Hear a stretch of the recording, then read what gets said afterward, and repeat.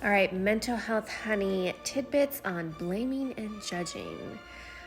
Here to tell you to go ahead and do that. Blame and judge away. I call it eating the cookie dough. Sometimes you have to fucking eat the cookie dough. Do we eat cookie dough every day? My son would say yes, and he just threw up on us on an airplane to London the other day, so I wouldn't take his advice. It was horrific. But it's normal for the mind to want to figure out who is to blame, who painted the roses red. But here's the thing. When we blame and when we judge others, we are also giving basically the keys to our happiness to something outside of us. And it actually gives us a lot more work to do. We're responsible for how everybody treats us and how everybody makes us feel. And that's when we start getting into our controlling modes. So then why the permission to go ahead and vent and judge? It's easier for us to allow the assholes to be assholes in our lives if we allow ourselves to be a human venting and bitching at,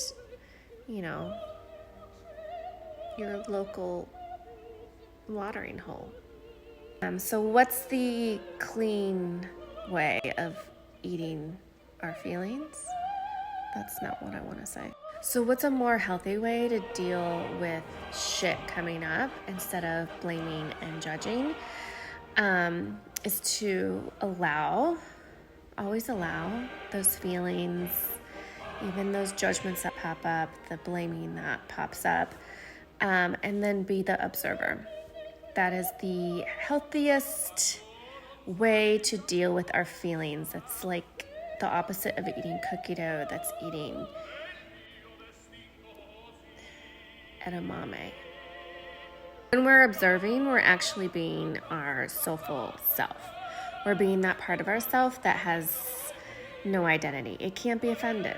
Practice giving yourself compassion and allowing yourself your moments of diving into that cookie dough, blaming Jessica and Lila and Enan.